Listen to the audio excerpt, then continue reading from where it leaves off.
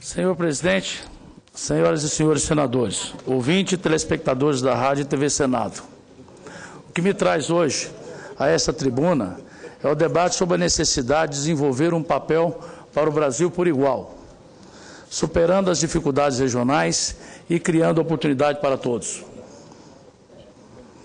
Nos últimos 15 anos, a maioria dos estados menos desenvolvidos puderam alavancar seu crescimento graças à política de incentivo fiscal que cada estado pôde fazer. Para se ter uma ideia, presidente, o PIB do meu estado de Goiás, em 1998, era 17 bilhões. Hoje supera 117 bilhões de reais. O fortalecimento do Centro-Oeste, do Norte, Nordeste e Espírito Santo só foi possível porque existiu uma alíquota não unificada de ICMS. Se nós unificarmos o ICMS, nós acabamos com a possibilidade desses estados continuarem fazendo sua política de desenvolvimento. Senhoras e senhores senadores, eu gostaria de levantar uma questão. Os estados menos desenvolvidos estão obrigados a viverem sempre da produção rural? Que não tenho nada contra, pelo contrário, é a minha origem. Esses estados não podem buscar o desenvolvimento industrial e um futuro melhor para os seus filhos? Por que a soja em Goiás, em Mato Grosso, que produz, tem que ser industrializada no Sudeste?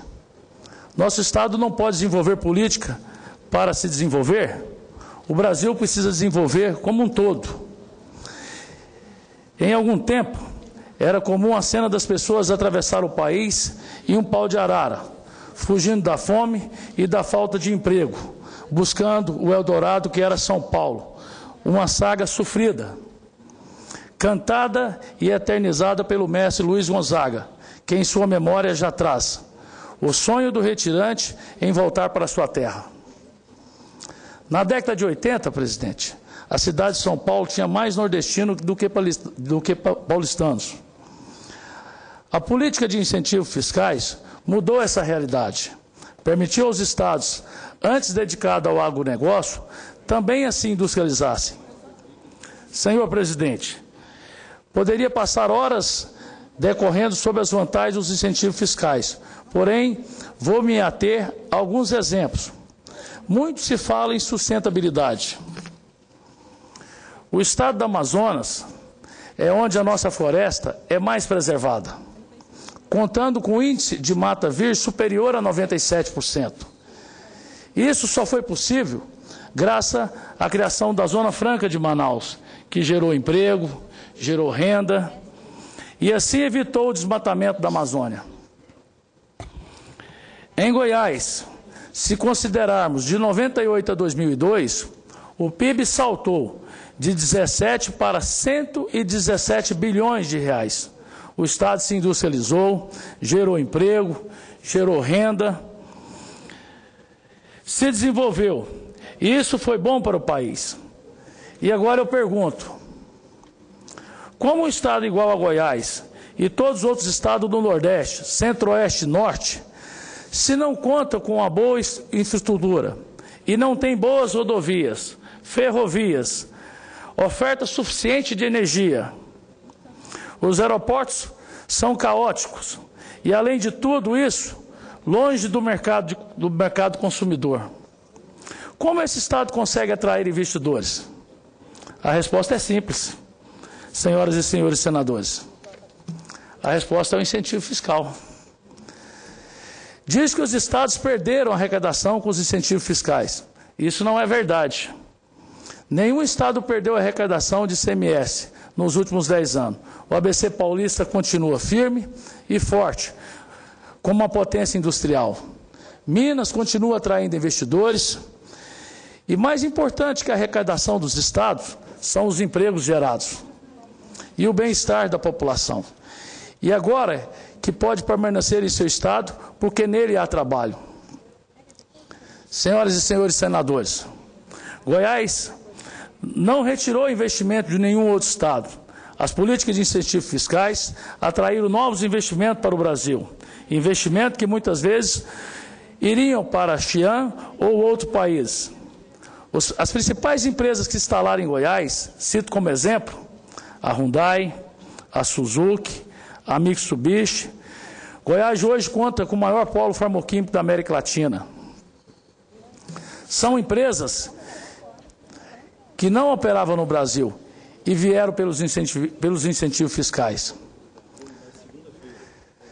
Senhor presidente, para se ter uma ideia, eu destinei minha emenda de bancada no valor de 55 milhões para a construção de uma parte do anel viário de Goiânia, porque hoje a BR-060, que é uma das nossas principais vias de escoamento, passa dentro da capital do meu estado, gerando um enorme transtorno e atraso do deslocamento da produção e da nossa população.